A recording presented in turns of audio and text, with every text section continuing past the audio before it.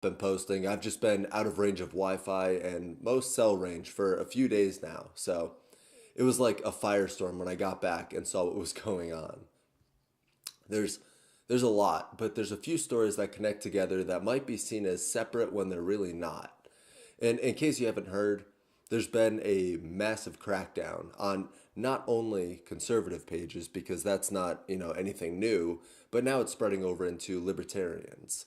It's starting slowly, but this is exactly how it went with conservatives. It started with them saying, "Oh, it's, a mistake that we removed your video," or it was an algorithm even though a person had to design that algorithm, but that isn't much of an excuse. But regardless, they used it.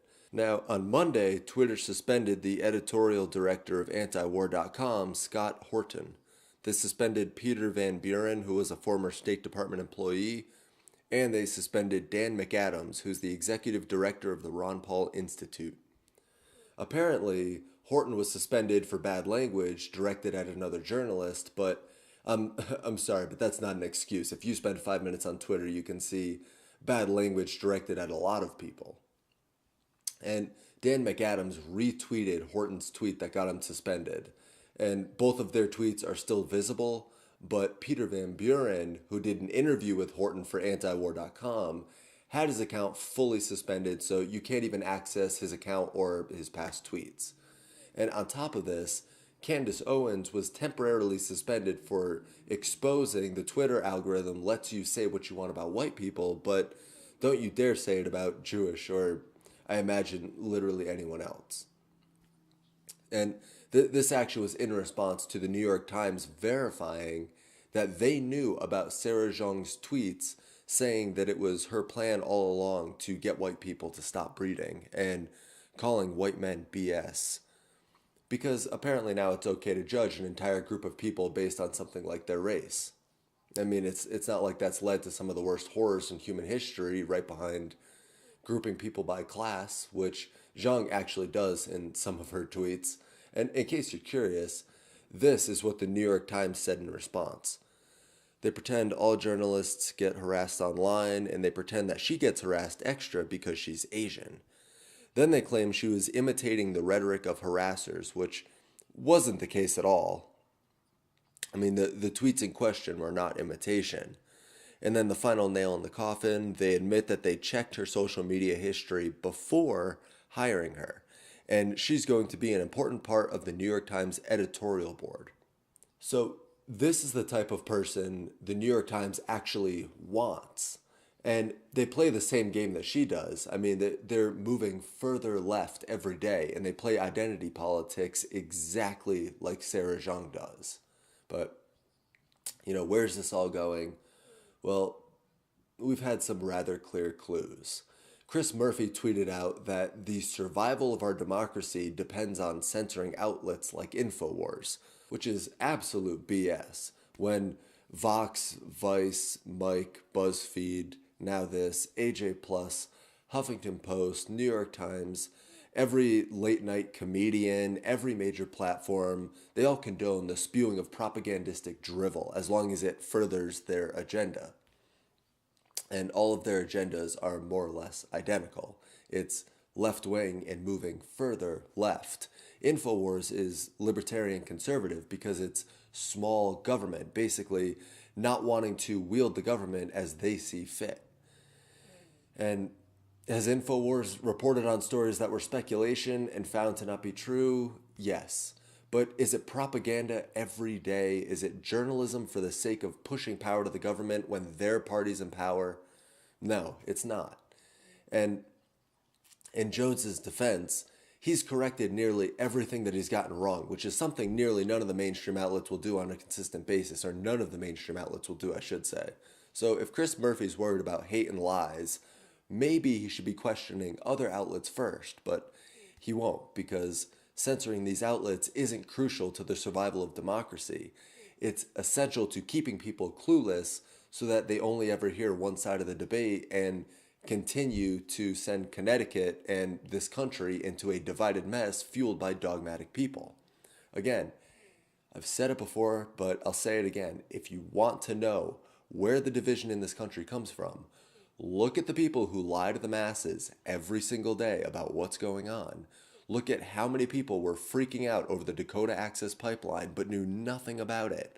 Look at how many people are convinced Trump is responsible for family separation at the border. Look at how many people believe Bernie Sanders' policies will work anywhere near a national level when his socialist ideals have been debunked over and over. But the mainstream won't cover that. The leftist outlets promoted by Facebook, Twitter, Instagram, YouTube, Google, Snapchat, they all share the same viewpoint. And it's a viewpoint that's actually dangerous. And it's a viewpoint that makes people feel good, but it doesn't actually work on any kind of self-sustaining level.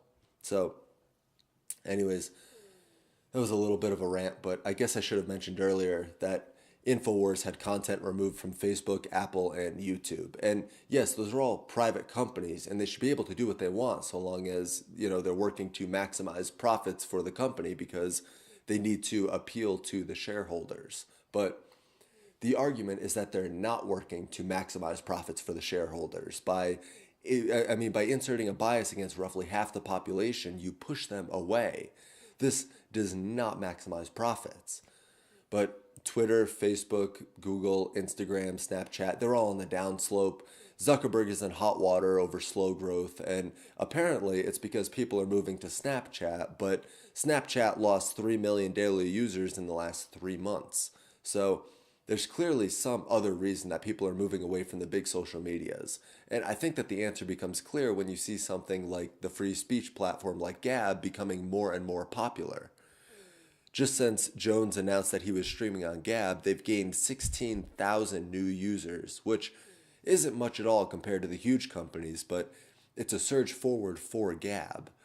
And that's 16,000 people just since Monday. And it'll continue to grow the more that people hear about this. I'm sure that's more than 16,000 now.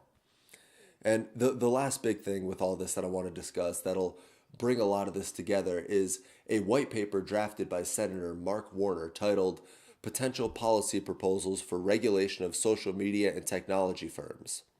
Now, right off the bat, he calls Russian election interference unprecedented, showing he's either truly grossly misinformed about what Russia did or what other countries do, or he's trying to make it seem like some boogeyman so that the government can rein in control over content on social medias and further secure the continuation of the leftist ideology. Warner says that social media platforms undergird our social lives, our economy, and our politics. This entire paper can be summed up just in the fact that it's so far from any honest truth. He's pushing massive government regulation and he throws things to hyperbole when he can.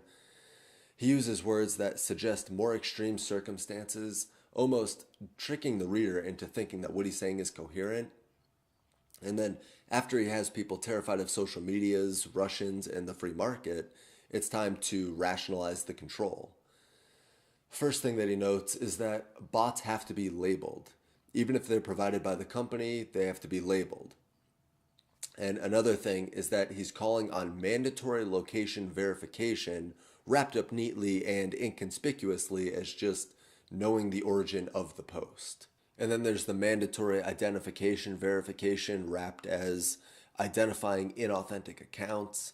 And what Warner doesn't realize is that if any of these issues were as huge as he's making them out to be, then the platforms would already be cracking down on them because it would hurt their bottom line otherwise. If Facebook ads were continuously disinformation and foreign attempts at telling people lies, not to mention the bots, then I think more people would have a first-hand experience of the reality of that. The fact of the matter is that Warner doesn't know if Russia did anything. Mueller doesn't know if Russia did anything. In my last video, I explained how easily a hacker can disguise themselves. That's why they're rarely, if ever, caught. But now, after the mainstream media industry has created a division in America where people dogmatically trust the intel agencies that have lied in the past and been heavily politicized, we have people who also dogmatically trust Mueller because he confirms the bias that they want to have confirmed. And that's what Warner falls into. He dogmatically trusts everything that comes out of the Russia investigation, And now he wants to use it to justify a heavier crackdown on social medias. And another thing that Warner wanted was for platforms to be liable for state law torts, even though this has been ruled unconstitutional because you can't charge a company with a crime. You have to charge the individuals. You can't charge a group. And maybe he means he wants the CEOs held responsible, or maybe somebody else specific in the company. But regardless, this is an incredibly slippery slope, because if we can get around not charging entire companies by just treating some specific position as the company continuously, then we've still managed to just blindly charge someone for being responsible for what other people do. I mean, one of the funny things that Warner complains about is how he wants the government to have access to anonymized data so they can more effectively inform actions taken by regulators or Congress. And this also ties into his idea that we need an interagency task force to counter threats to our democratic institutions. I mean, I'm amazed that he doesn't care about things that actually pose a threat to our democracy. But regardless, a problem is a problem, no matter how small. But the issue that I take with this is that everything has pros and cons. And the pros of a huge regulative body over social medias is not going to outweigh the cons.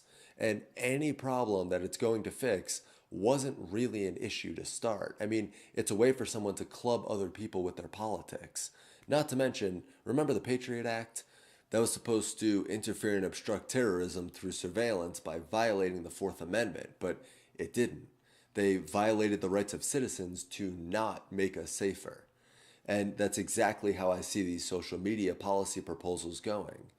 I mean, I won't continue on too much more with Warner's proposals because it's fairly easy to get the idea, and you can read the full document below. I linked it below. It's only 23 pages, but one of the other hilariously misinformed things that Warner brought up is how popular technology and popular platforms are now essential facilities. Warner says that the law wouldn't mandate that tech companies have to charge for their service, so like you never have to pay for Facebook unless they wanted you to, but these tech companies would be forced to get users to agree to, as Warner says, reasonable and non-discriminatory terms. Unfortunately, that's already the case. So, what exactly does Warner mean? Well, he means he wants the government to write these reasonable and non-discriminatory terms. Maybe he's unaware that governments discriminate and they're unreasonable. I'd figure that he'd know that, being so engulfed in bureaucracy, but again, none of these proposals are because social medias are a threat to our democracy. It's because they're a threat to a Democratic Party losing a grip on people due to their extremism. And that's all that these proposals are. Matthew Ingram said it best when he said, "The proposals in the paper are wide-ranging and in some cases even politically impossible, and raise almost as many questions as they try to answer."